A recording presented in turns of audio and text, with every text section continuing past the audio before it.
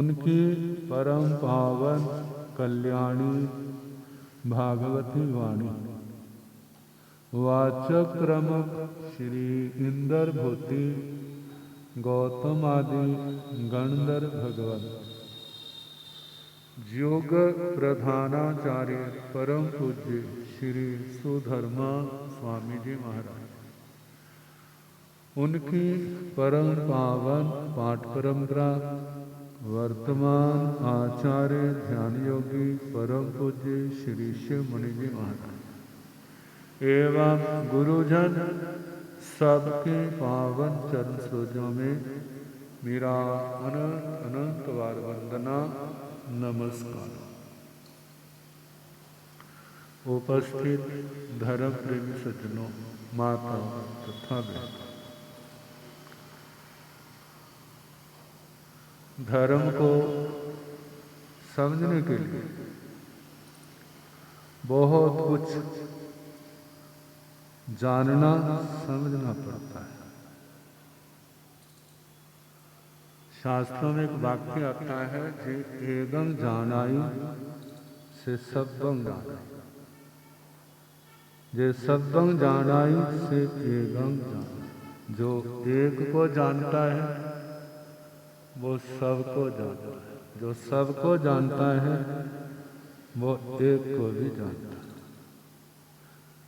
तो जो एक को नहीं जानता वो सबको नहीं जान सकता, सबको नहीं जानता तो एक को भी नहीं जान सकता। मतलब एक को पूर्ण रूप से जानना है ना, तो सबकी जानकारी प्राप्त करनी होगी। सबकी जब जानकारी हो जाएगी तो उस एक की भी जानकारी होगी।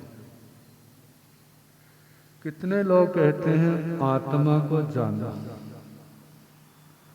आत्मा को आप जान गए ना तो सब कुछ जान गए। यदि आत्मा को नहीं जानना तो कुछ भी जान नहीं सकते। लेकिन ये भी तो है, आत्मा को जानने के लिए सबको जानना होगा। आत्मा को जानने के लिए सबको जानना होगा। जब तक सबको नहीं जान सकेंगे तो आत्मा को भी नहीं जान सकेंगे। कहते बस मैंने जान लिया, क्या जानना है? आत्मा ज्ञाता है, दृष्टा है, आत्मा ज्ञान दर्शन लक्षण वाला, बस इतना ही बहुत है। कहते इतना बहुत नहीं है। मोह की एक ऐसी आंधी आएगी तेरे को जड़ों से उखाड़ दे। तेरा सारा सीखा हुआ ज्ञान क्या होगा? धरा धराया रह जाएगा। कहते तू तो ऐसा है, लेकिन सारी दुनिया भी क्या ऐसी है? क्या सारी दुनिया भी ऐसी है? कहते हैं इसको जानने के लिए मोक्ष मार्ग पर कदम रखते हैं। जब आत्मा संयम तप की आराधना करता है ना, तो उसका पाप क्षीण होने लगता है और पुण्य बढ़ने लग जाता है। जिस समय पुण्य की समृद्धि बढ़ने लग जाती है ना, उस समय फिर दुनिया के पंछी जो हैं उसके चारों ओर मंडराने लग जाते हैं। जैसे कैसे भी हो, ये हमारे हाथ में आ जाए, फिर हमारा क्या होगा? हमारे सारे काम बन जाए। अब उसको अपनाने के लिए फिर वो दुनिया के लोग सारे प्रकार के उपायों का प्रयोग कर लेते हैं, जैसे कैसे हो। यदि वो उस माया जाल में फंस गया, उसकी यात्रा वहीं पर रुक जाए। कितनी भी माया क्यों ना हो, कहते हैं संसार की माया को पार करना आसान नहीं है। जिसने इसको जान लिया, इसके स्वरूप को समझ लिया, और इससे प्रभावित नहीं होता है तो वो संसार को पार कर सकता है। और जिसने इस माया की बाहर की कमनीयता, सुंदरता, भव्यता इससे प्रभावित नहीं हुआ तो वो आगे बढ़ जाएगा। और जो उससे प्रभावित हो गया, ये संसार की माया क्या है? ऊपर से बेहद भव्य है, बड़े से बड़े लोगों को भी अपने को खींचने में सक्षम हो जाती है। कहते ऊपर से अच्छी है तो इसका मतलब फिर जाने में क्या बुराई है? कहते यदि ऊपर से अच्छी है ना, अंदर से भी अच्छी होती तो ठीक था, अंदर से भी उसका हृदय भव्य होता तो फिर तो कोई आपत्ति नहीं थी।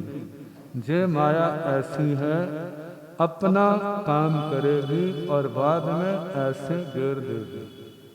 जैसे ना रेडी वाले होते हैं ना, जूस वाले, जब तक तो उस फल के अंदर जूस है तो बड़ा सजा करके रखेंगे, और जिस समय उसका जूस निकल जाएगा फिर उसके बाद फिर क्या होगा उसका? क्या फिर भी रखेंगे? फिर तो जहाँ पड़ा है वहीं पर पड़ा है, और रेडी वाला आगे निकल जाता है। और उसको कौन खाते हैं? कोई भूखा पशु आएगा ना, वही खाएगा, और तो कोई नहीं खाएगा, कोई नहीं उठाएगा उसको। और जिसमें से जूस निकल गया है, यदि किसी को वो फल फेंको ना तो बड़े प्यार से ऐसे पकड़ लेगा, और यदि वो जिसमें से जूस निकला वो गिरोगे तो कहते ये तो हमारी इंसल्ट कर रहा है, गैर की गांठ बांध। ऐसे ही धर्म आराधना के क्षेत्र में बढ़ने वाले का पुण्य बढ़ता जाता है और पाप क्षीण होता जाता है। कहते हैं पाप क्षीण के साथ यदि मौनी कर्म क्षीण होना तब कुछ बात बने, बाकी पापों के क्षीण होने से कुछ नहीं बनेगा। असाता वेदनीय क्षय कर ली तो आत्मा में तो कोई परिवर्तन नहीं आएगा। आत्मा में परिवर्तन कब आएगा?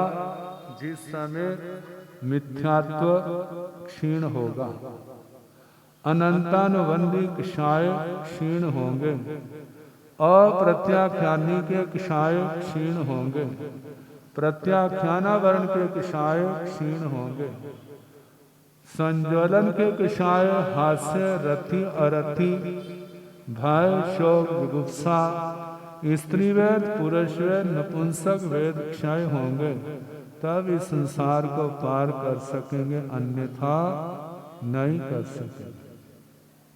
कहते साता वेदनीय आत्मा को कभी तारने वाला नहीं बनता। साता वेदनीय है, मौनी कर्म हल्का नहीं है तो वो फंसने में कारण बन जाता है। चाहे असाता वेदनीय हो, मोहनी कर्म हल्का है तो वो समता में रह करके बड़ी से बड़ी बीमारियों को भी समता से सहन कर जाएगा और कर्मों को काट करके संसार समुद्र को पार कर जाएगा। अब ऐसी स्थिरता, दृढ़ता, पवित्रता पैदा करने के लिए हमारे गुरुजन कहते हैं शास्त्र वाणी का बार बार अभ्यास करो। एक शास्त्र एक बार पढ़ लिया है, दूसरी बार फिर पढ़ो, तीसरी बार फिर पढ़ो, चौथी बार फिर पढ़ो। कितनी बार पढ़ो? कहते जितनी बार भी पढ़ो उतनी बार क्या है? थोड़ा है। कहते हैं तो वही बातें बार बार पढ़ने का क्या फायदा है? कहते हैं जहाँ तो आपने कह दिया है तो वही बातें हैं, लेकिन रोटी भी तो वही होती है रोज, पानी भी क्या होता है? वही होता है। वो थोड़ा सा लेट हो जाए तो क्या होता है? फिर एकदम कषाय उग्र होने लग जाते। क्या करते रहते हो? डांटने लग जाओगे, मेरे को भूख से मर रहा हूँ, तुम्हें जरा ख्याल नहीं है? कहा रोटी तो वही खाते हैं, जैसे शरीर को चलाने के लिए वो खाना पीना रोज का है, जैसे वो चलता है, ऐसे धार्मिक जीवन को स्वस्थ बनाए रखने के लिए आगम वाणी का स्वाध्याय परम आवश्यक है। कहते हैं रोटी छोड़ दो लेकिन स्वाध्याय नहीं छोड़ना। कहेंगे महाराज स्वाध्याय छोड़ देंगे लेकिन रोटी नहीं छोड़ देंगे, क्योंकि रोटी का पता है, स्वाध्याय का एहसास नहीं है। रोटी केवल आपके शरीर को एनर्जी देती है, ताकत देती है, लेकिन स्वाध्याय बहुत काम करता है। आपकी आत्मा का मार्गदर्शक है, विचार की आंखों को खोलने वाला है, सत्य असत्य को दिखाने वाला है, संसार की निसारता दिखाने वाला है, धर्म का सार महत्व समझाने वाला है, पाप से हटने की प्रेरणा देने वाला है, धर्म के मार्ग पर बढ़ने की प्रेरणा देने वाला है। वो भगवान के वचन समयम गोयम मां पमाय। हे गौतम, पापों को छोड़ने में, धर्म की आराधना में, संयम तप का पालन करने में समय मात्र का भी प्रमाद ना करो। कहते हैं समय गंवाने के लिए हम बड़े उदार हैं। समय गंवाने के लिए, जैसे कोई दान देने के लिए बड़ा उदार होता है, जो भी आता है उसको देता जाता देता जाता देता जाता। तो लेने वाले क्या कहते हैं, बड़ा उदार है, बड़ा उदार है, जरा भी कंजूसी इसके अंदर नहीं है। जिसको जितनी चाहना होती है उससे ज्यादा देने वाला है। इसी प्रकार संसारी आत्मा की क्या दशा है, समय खर्चने के लिए, जीवन का अनमोल धन खर्चने के लिए कितना उदार है। धर्म ध्यान के लिए तो कंजूसी है, लेकिन संसार के लिए, काम भोगों के लिए, इंद्रियों के विषयों के लिए सारा जीवन गवा देता है। कोई ख्याल नहीं आता, लेकिन जब पास कुछ नहीं रहता फिर देखता रहे ये क्या हुआ, पुण्य खत्म हो गया, पाप ने चारों ओर से घेर लिया, अब कहाँ जाऊं, कहीं बचने का रास्ता नहीं मिलता। कहते जो बचने का समय था ना, उसको क्या कर दिया, गवा दिया। भगवान कहते हैं एक एक क्षण का कितना कितना मोल है। कभी विचार किया, आप सोचो, जब कथा में आता है राजा श्रेणिक ने भगवान से पूछा मेरा नरक का बंध कैसे टूटेगा, कहते नहीं टूटेगा, तेरा बंध, तेरा क्या आयु कर्म जीवन में एक बार बंधता है, दूसरी बार अगले जन्म में वही बनता है। इसके अंदर परिवर्तन भी नहीं होता, संक्रमण नहीं होता। जैसी आयु बांधी है वैसी ही बांधनी पड़ेगी। नहीं महाराज, नहीं महाराज, आप तो भगवान हैं, आप तो सब कुछ, क्योंकि भक्तों की दुनिया अलग होती है। भक्तों की दुनिया, कहते हैं एक श्रावक होते हैं, भगत होते हैं, दोनों में क्या अंतर है? भगत और श्रावक में क्या अंतर है? अब यदि कोई साधु कहे जे काम करना है, श्रावक को ज्ञान है, कहेंगे महाराज ये नहीं कल्पता, क्या नहीं होता, ये कौन कहेगा? श्रावक कहेगा महाराज ये नहीं कल्पता। और भगत क्या कहेगा? महाराज बड़ी कृपा की आपने मेरे को सेवा का मौका दिया, और जब भी मौका हो फिर मेरे को क्या करना, सेवा का मौका देना। कहते श्रावक अपनी चर्या के बल से तरता है, और भगत अपनी भक्ति के बल से। क्योंकि जिस समय भक्ति आती है तो बड़े से बड़ा व्यक्ति भी क्या है, वो काम करने के लिए कहते कोई बात नहीं। लेकिन जहां ये बात आई, श्रेणिक भगत बन गया, महाराज आप सब कुछ जानते हैं, फिर मेरी नरक आयु का बंधन कैसे नहीं टूट सकता। अब कहा चार काम में से एक भी काम कर लेगा तो तेरा काम हो सकता है। भगवान तो जानते हैं एक भी नहीं होना, चार में से चार तो क्या एक भी नहीं होगा। इससे चलो कर ले हिम्मत, जो इसकी नरक आयु टूट जाए तो मेरे को क्या नुकसान है? कोई नुकसान? कोई नरक से बच जाए तो तुम्हें क्या नुकसान है? कोई नुकसान नहीं है। कहने लगा महाराज मैं तो चारों कर लूंगा। कहते कर ले, पहली में भी फेल, दूसरी में भी फेल, तीसरी में भी फेल, और चौथी बात आई समाई खरीदने की, तो कहने लगे पुनिया तो क्या है, धर्मात्मा है, वो तो दयालु है, वो तो मेरे को समाई दे दे। तो कहा जाता जिस समय पुनिया श्रावक के पास गए और उसने अभिनंदन किया, हमारे महाराज इस गरीब की चौपड़ी में आए हैं, इनको क्या जरूरत पड़ गई। जब बैठे हैं बात हुई है, कहते हजूर आपने दर्शन दिए, मैं क्या कर सकता हूँ, एक छोटा सा व्यक्ति जिसका घर चौपड़ी है, मिट्टी के बर्तन है, कोई ऐसा नहीं है। कहते हंटू मौत कहते ना, ऐसा जीने वाला, पुनिया काट करके अपना गुजारा करने वाला। एक दिन घरवाली का उपवास है, तो घरवाले का पारना है, घरवाले का व्रत है, तो उसका घरवाली का क्या है, पारना है। कहते भाई भगवान ने कहा है तू पुनिया की श्रावक एक ले लेना, तेरी नरक आयु का बंध टूट जाएगा। कहते महाराज एक समाई की क्या बात है, जितनी कहो उतनी समाई के दे दूंगा, जो हमारे महाराज की नरक आयु टूट जाए मैं तो समाई के और कर लूंगा, आप बोलो कितनी चाहिए। कहते चाहिए तो एक ही। कितनी चाहिए, एक ही चाहिए, लेकिन शर्त है मुफ्त में नहीं, कीमत बोलो। कहते महाराज तो आपने बड़ा टेढ़ा काम किया है, कीमत मेरे को तो पता नहीं इसकी कीमत क्या है। समाई जरूर करता हूँ, रोज करता हूँ, कितनी कितनी समाई करता हूँ मैं, एक क्या अनेक भी दे दूं तो भगवान की बड़ी कृपा है, बहुत है मेरे पास समाई। लेकिन आप कीमत कहते हैं, मेरे को तो पता नहीं है, बिना कीमत के देने को तैयार हूं। कहते वो मुफ्त नहीं लेना, उससे मेरा काम नहीं होगा। कहते फिर कीमत कौन बताएगा, क्या जिन्होंने भेजा वो ही बताएंगे। जब भगवान के पास पहुंचे हैं, कहते भगवान तीन काम तो नहीं हो, चौथा हो रहा है, बस आपके कहने की देर, आप बस कीमत बता दो। किसकी कीमत, सामाई की। कितना टाइम होता है, केवल एक मुहूर्त, 2 घड़ी 48 मिनट।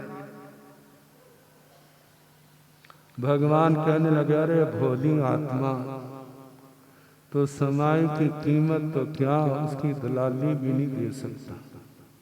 क्या नहीं दे सकता, कहते मेरे पास इतना धन है, क्यों नहीं दे सकता। कथाकार कहते हैं सूरज चांद तक इतने ऊंचे सोने चांदी के ढेर भी लगा दे तो भी तेरी समाई का, उसकी कमीशन, उसकी दलाली वो नहीं पूरी होगी। कीमत कहाँ से दे, है इतना धन, ना महाराज इतना धन तो सारी दुनिया का भी इकट्ठा कर ले तो भी होगा भला। सूरज चांद तक क्या ये सामने दिखते हैं, लेकिन कितनी दूर है।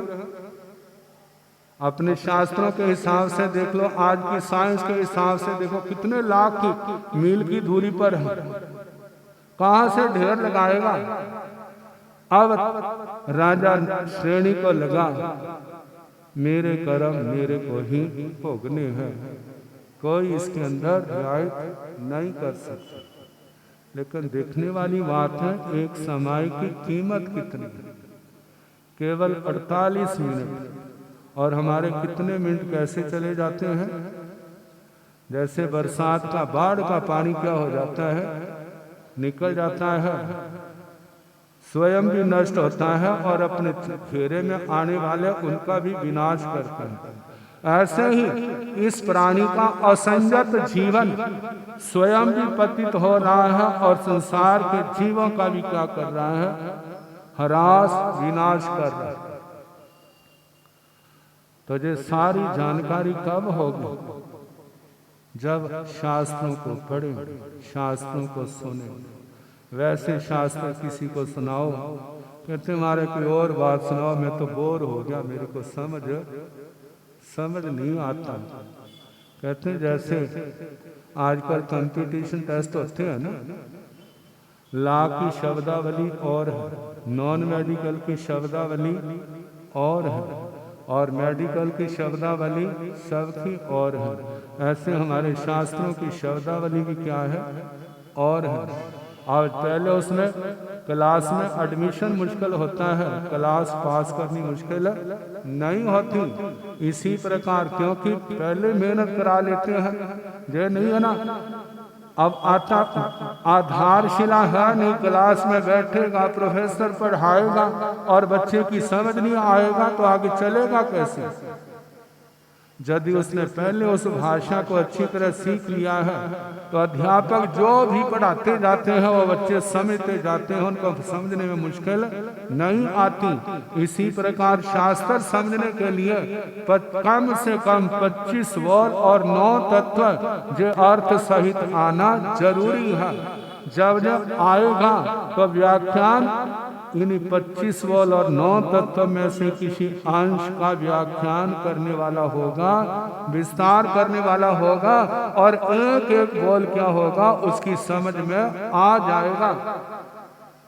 जब समझ में आएगा, जैसे जैसे भगवान की वाणी समझ में आएगी उसका सम्यक तो शुद्ध होता जाएगा, सम्यक तो शुद्ध होता जाएगा।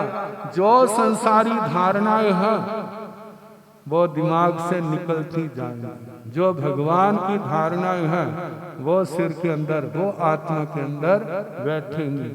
परिणाम संसार के स्वरूप का बोध होगा। ये संसार क्या है जिसके लिए हम कितने जीवन लगा दिए, अनादि काल से अनंत जन्म इस संसार के लिए लगा दिए हैं। बोलो क्या मिला, क्या मिला? जो कुछ मिला है जो अपने पुण्य का फल है। संसार ने उसको खाया है लेकिन बनाया कुछ भी नहीं।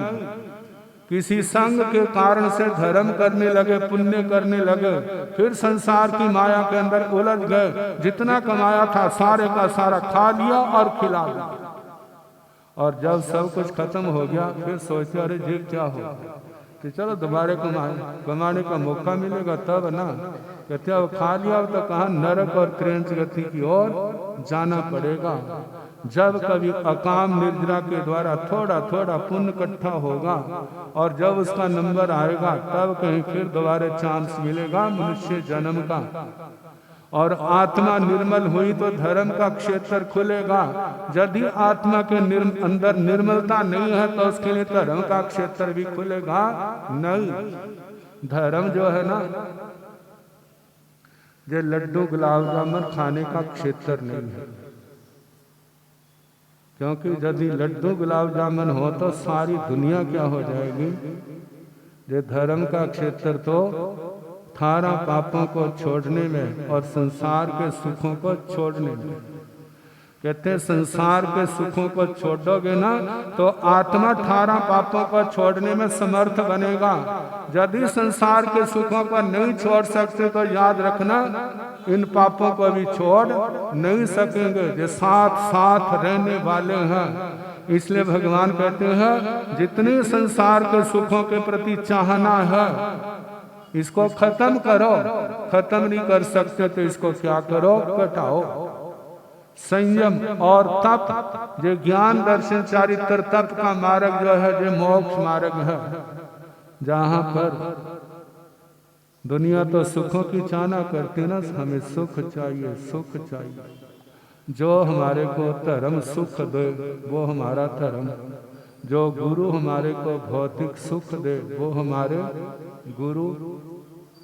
कहते जैन धर्म में ऐसे लोगों का निर्वाह कैसे होगा जहाँ सुख पाने का उपदेश नहीं देते, भौतिक सुखों को इकट्ठा करने का उपदेश नहीं है, जहाँ तो मिले हुए सुखों को भी छोड़ने का उपदेश, मिले हुए सुखों को भी छोड़ने का उपदेश है। कहते छोड़ने का उपदेश क्यों है? कहते सारी माया है इस आत्मा को संसार के अंदर फंसाने वाली। दुर्गतियों का कारण है। यदि इन दुर्गतियों से बचना चाहते हैं तो इनको छोड़ दो। जो आत्मा को चटोरा बनाते हैं, जब जबान चटोरी बन जाती है, फिर वो जैसे कैसे गलत तरीके से ठीक तरीके से पाने की कोशिश करता है, और उसके लिए कितने पाप करता है। किसके लिए? इस जबान को, रस को लेने के लिए। लेकिन भगवान कहते हैं ना, इंद्रियों को अपने बस में रखो। यदि इंद्रियां बस हैं तो संसार के सुखों को छोड़ सकोगे, अन्यथा नहीं। समय आपका हो गया, कल जैसे सुनिया